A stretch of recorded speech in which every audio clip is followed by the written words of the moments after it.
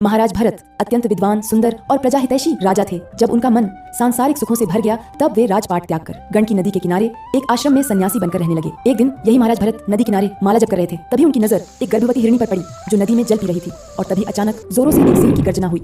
उस गर्जना से भयभीत होकर हिरणी ऐसे उछली कि उसका बछड़ा गर्भ से निकलकर नदी के जल में गिर गया। पीड़ा और भय से व्याकुल हिरणी नदी पार कर गई पर उसकी मृत्यु हो गई। ये सब महाराज भरत की आंखों के सामने हुआ। उस नदी में बहते नन्हे असहाय बछड़े को देखकर उनका हृदय करुणा से भर उठा। उन्होंने अपनी माला छोड़ दी और हिरणी के बछड़े को पकड़ लिया। वे उसे अपने साथ आश्रम ले आए और उसका पालन पोषण करने लगे। समय बीतता गया। उस हिरण के बच्चे की नन्ही नन्ही चंचल अठखेलियों ने और उसकी निर्दोष आंखों ने तपस्वी भरत के हृदय को ऐसा बांधा कि वे अपनी सुध-बुद्धि खो बैठे।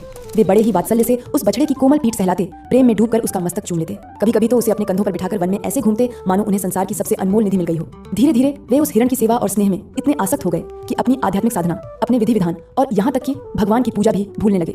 सोचिए, जिस महात्यागी ने पूरी पृथ्वी का वैभव एक घास के तिनके के समान त्याग दिया था, आज उसी का मन एक छोटे से मृग के मोह में छटपटा रहा था। वे अक्सर सोचते, यह बेचारा मेरे सिवा किसी को नहीं जानता, इसका तो सब कुछ मैं ही हूँ। लेकिन एक दिन वो हिरण कहीं दूर चला गया और फिर आश्रम लौटकर नहीं आया।